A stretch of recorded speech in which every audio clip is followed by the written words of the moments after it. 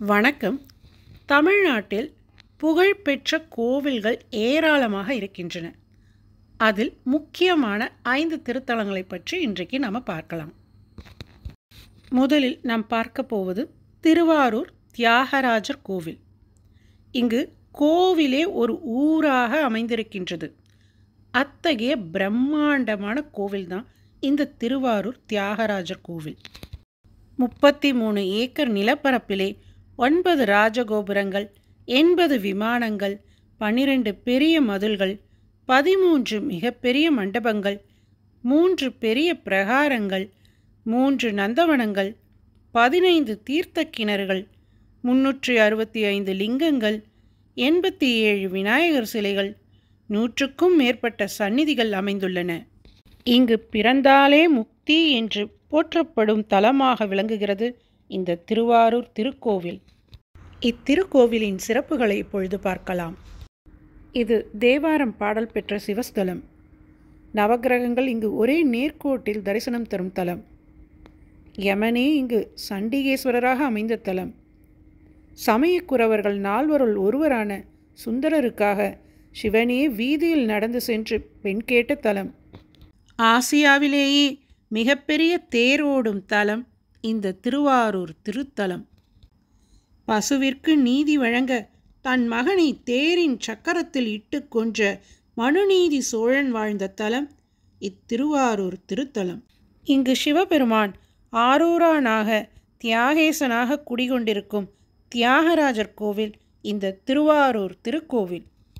இரண்டாவதாக நாம் பார்க்கக்கூடிய திருக்கோயில் சிதம்பரம் நடராஜர் கோவில். பஞ்சபூதங்களில் ஒன்றான ஆகாயத்தை குறிக்கும் தலமாக இது அமைந்துள்ளது. அப்பர், சுந்தரர், சம்பந்தர், மாணிக்கவாசகர் ஆகிய சமயக்குறவர்கள் 4வர்களால் தேவாரம் பாடல் பெற்ற ஸ்தலம்.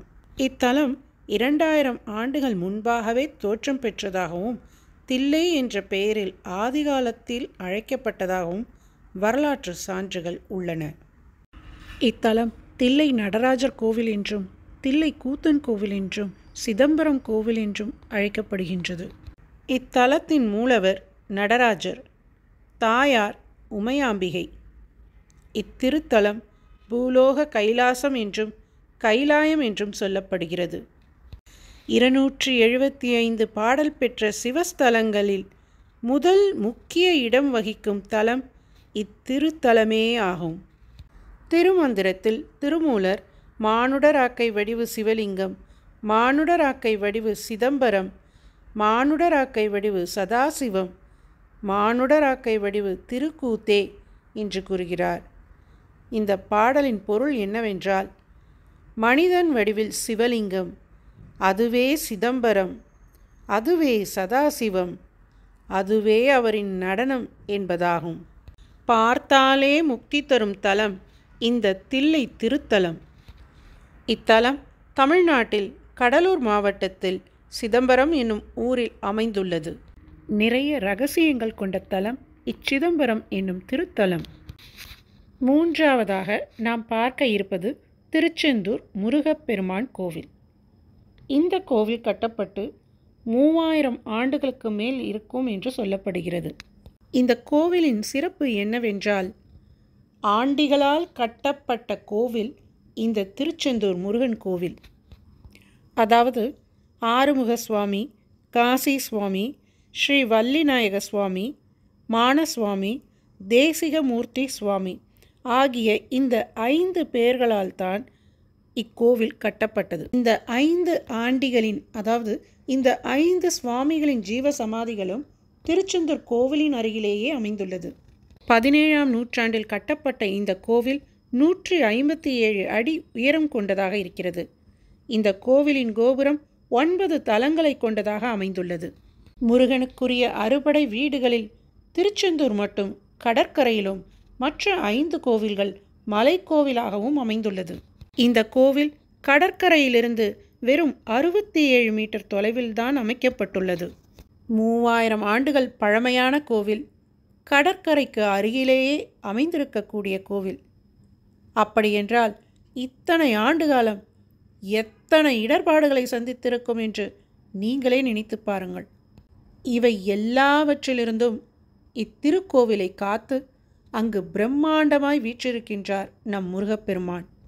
முருகருக்கு கடற்கரை ஓரத்தில் அமைந்துள்ள ஒரே கோவில் இதுதான். இவர் சுனாமியை வென்ற சுப்பிரமணியராவார்.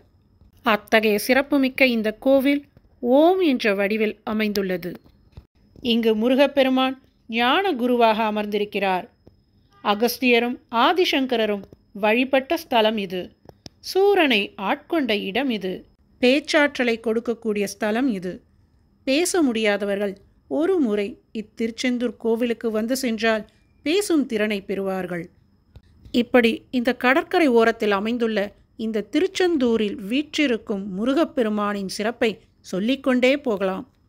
நான்காவதாக நாம் பார்க்க இருப்பது பல ரகசியங்களையும் பல சிறப்புகளையும் உடைய திருவண்ணாமலை. அடிக்கு ஒரு லிங்கம் இருக்கும் மலை இந்த திருவண்ணாமலை. பஞ்சபூதங்களில் ஒன்றான நெருப்பை குறிக்கும் தலமாக இது அமைந்துள்ளது. நினைத்தாலே முக்தி தரக்கூடிய திருத்தலம் இந்த திருவண்ணாமலை. கிரிவலத்தின் சிறப்பை பார்வதி தேவியின் மூலம் நமக்கு உணர்த்திய திருத்தலம். இந்த மலையை சுற்றி முழுவதிலும் எண்ணற்ற சித்தர்களின் ஜீவ சமாதிகளும் ஆசிரமங்களும் அமைந்துள்ளன. இந்த திருத்தலத்தின் மிக மிக முக்கிய சிறப்பு என்னவென்றால், இங்கு அண்ணாமலையாரே மலையாக வீற்றிருக்கின்றார்.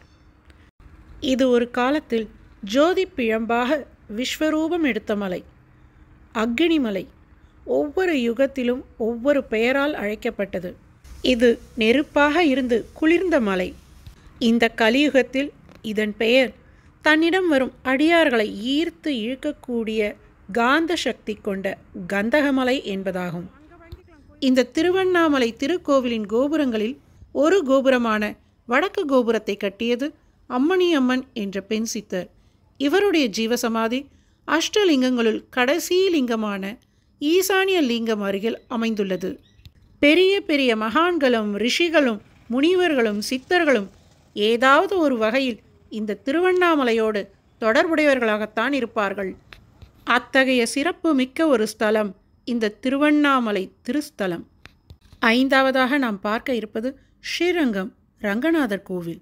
இந்த ஸ்ரீரங்கம் 108 வைணவ தலங்களில் முதன்மையானதாகவும் திருப்பதிக்கு அடுத்தபடியாக கொண்டாடும் தலமாகவும் இருக்கிறது.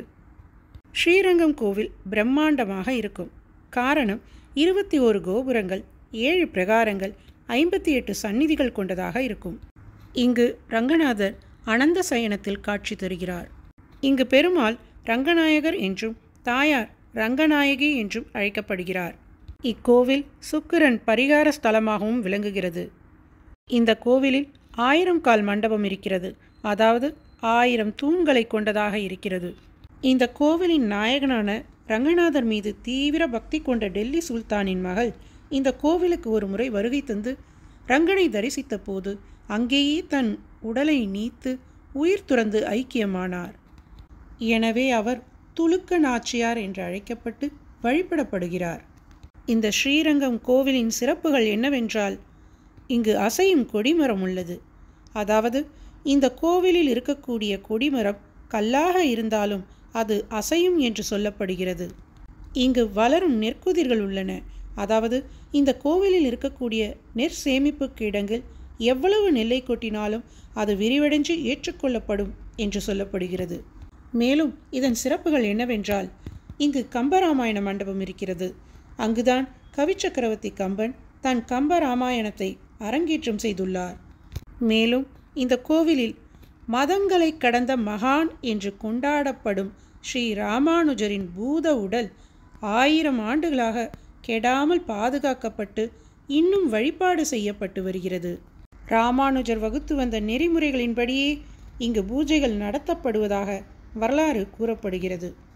இந்த கோவிலின் இறைவனான ரங்கநாதர் இங்கு ஸ்ரீதேவியான லட்சுமி மற்றும் ஆண்டாளுடன் காட்சி தருகிறார். இந்த கோவிலின் கருவறையில் இருக்கக்கூடிய ஸ்ரீ ரங்கநாதர் கண்கள் ஒளிரும் என்று சொல்லப்படுகிறது. ரங்கநாதர் அணிந்திருக்கும் கால் செருப்பு தேயும் என்று சொல்லப்படுகிறது. இங்கு அம்பாள் சந்நிதியில் 5 குழி 3 வாசல் இருக்கிறது. இந்த 5 குழியில் நம் 5 விரல்களை வைத்து சாய்ந்து பார்த்தால் பரமபத வாசல் மூடியிருந்தாலும் திறந்து இருப்பது போல் காட்சி தரும். மார்கழியில் வரும் வைகுண்ட ஏகாதசியில் இங்கு சொர்க்கவாசல் திறக்கப்படுகிறது. இன்னும் பல சிறப்புகளை கொண்ட இந்த ஸ்ரீரங்கம் ரங்கநாதர் கோவில் பூலோக வைகுண்டம் என்று போற்றப்படுகின்றது. இத்துடன் இக்கோவில்களை பற்றிய சிறப்புகள் முடிவடையவில்லை. இன்னும் ஏராளம் இருக்கின்றன. அவை எல்லாவற்றையும் சொல்வதற்கு இந்த யுகங்கள் போதாது.